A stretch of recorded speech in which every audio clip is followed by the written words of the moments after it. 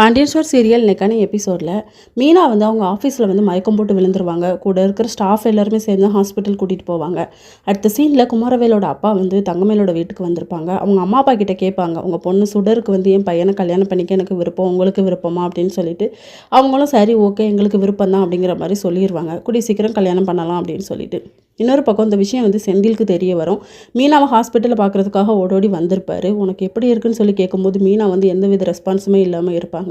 அடுத்த சீனில் பழனி அவங்க ஒய்ஃப் 2 பேருமே சேர்ந்து கோமதி வீட்டுக்கு வந்திருப்பாங்க.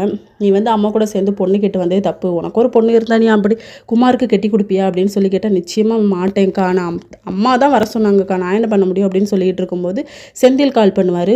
மீனாவை வந்து இப்படி ஹாஸ்பிட்டல் சேர்த்துருக்கோங்க, சாப்பிடாம மயக்கம் போட்டு விழுந்துட்டா அப்படின்னு சொல்லிட்டு கோமதி வந்து பதறி அடித்து வருவாங்க. கூடயே பழனியுமே வந்திருப்பாங்க. என்னாச்சுன்னு சொல்லி மீனா கிட்ட வந்து பேசிக்கிட்டு இருப்பாங்க. மீனாவோட அம்மாவும் வந்திருப்பாங்க. நான் என் பொண்ணை எங்கள் வீட்டுக்கு கூட்டிகிட்டு போகிறேன் அப்படிங்கிற மாதிரி சொல்லுவாங்க. கோமதி வந்து இல்லை நான் என் மருமகளை என் வீட்டுக்கு கூட்டிகிட்டு போகிறேன் அப்படிங்கிற மாதிரி சொல்லுவாங்க. நீங்கள் 2 பேரும் எதுக்கு சண்டை போட்டுட்ருக்கீங்க, மீனா கிட்டே கேளுங்க அப்படின்னு சொல்லி மீனா கிட்டே கேட்பாங்க. இதோட இன்னைக்கான எபிசோட் முடியுது.